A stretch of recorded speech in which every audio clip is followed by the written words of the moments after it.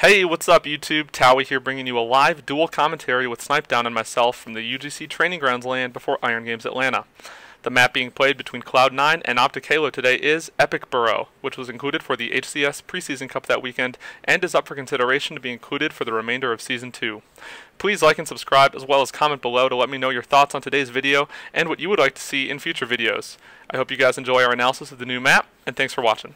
I feel like that map has some really good angles that can be taken advantage of, and I can definitely see some really good strategies and all that held down. Yeah, I honestly like watching this map. It seems like once players get to know it a little bit better, it's gonna be pretty good on the circuit. It takes a lot of teamwork to be able to move around the map well, and it has really good angles if you're able to use it the right way. But right now, at least watching at this land so far, it seems like people are still trying to get a feel for the map, so we haven't seen it up to its full potential for sure.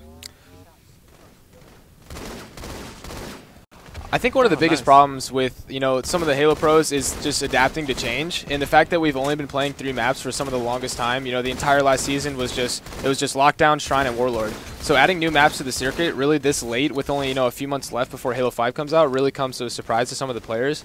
But overall, I mean, I was kind of questioning it at first, but I think it's definitely something that is needed to give the viewers a little better experience. Instead of just watching the same things over and over and over again.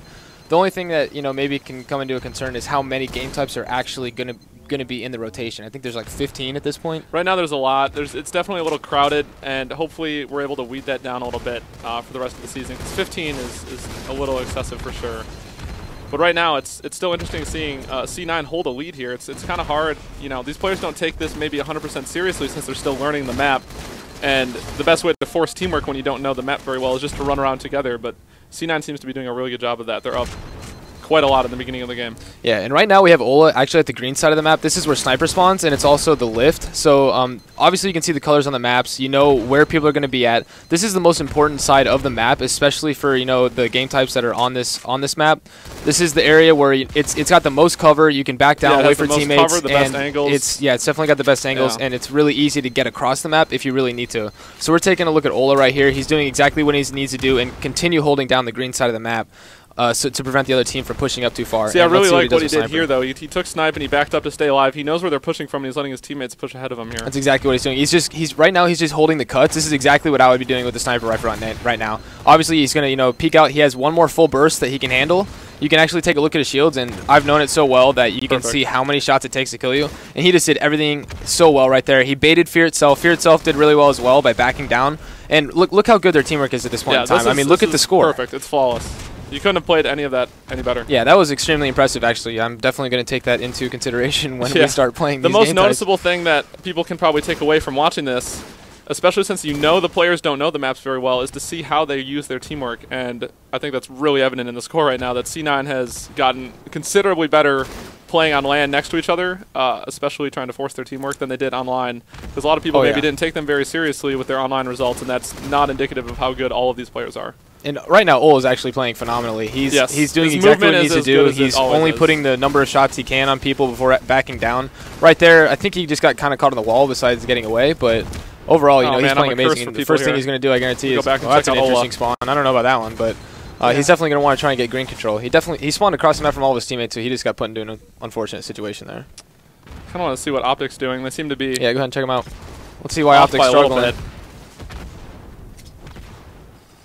I actually haven't been able to use the brute shot on this map yet. We've only played this once, and I'm really kind of interested to see how good that weapon is, since the sniper and the brute shot are only given 4 bullets each. It's kind of unique to see the weapons. Yeah, it's definitely different. I've heard a lot of people complain about that, but it's still interesting to see how that strategy is going to be used, because it's not necessarily that much to make it the most critical important thing on the map, like most power weapons are, but it's still important and can still be used. Yeah, I'm almost wondering if people are going to put more importance on the sniper or the camo on this map, especially at the beginning of games. If that sniper was full, I would 100% say we need to get the sniper 100%. Right away. But with it only having a few shots, positioning is like what controls everything, though. That sniper with 4 bullets isn't necessarily the most important thing, for sure. Man, I didn't even realize how quick this game got out of hand. Yeah, this is also a really fast-paced game, which comes with everyone still kind of learning the map. Yeah, definitely. I mean, call-outs are still being had, and I think it's just really going to come with time. But that's exactly what is so nice about this land this weekend, is getting used to these new game types that are going to be put into the rotation for Atlanta, which I know a lot of the teams that don't practice a lot are going to have trouble. That was really fast. That was like, a very, I don't very think, quick I don't game. think, yeah, once scores get out of hand like that, a lot of times players kind of just rush mindlessly and try to accumulate their own kills until the game. Yeah, is I can over. definitely see that. But I can definitely see that game type becoming standoffish. You know, at tournaments, people play a lot more Yeah, passive no, at it tournaments. You know, absolutely kind of could like be, Lockdown. Lockdown online is just fast paced, nonstop pushing, and at tournaments, it's really just comes down to, you know, players being passive, not wanting to make a bad push or not wanting to let the game get out of hand. And that game type, but like we said, with the sniper having not as many bullets, is it really going to be able to get to a standoff? No kills are going to be able. It's going to be hard. It's going to be really hard for sure. It's going to rotate all around. You know, when the power weapons and the power ups are coming up, and that's going to be what's most important.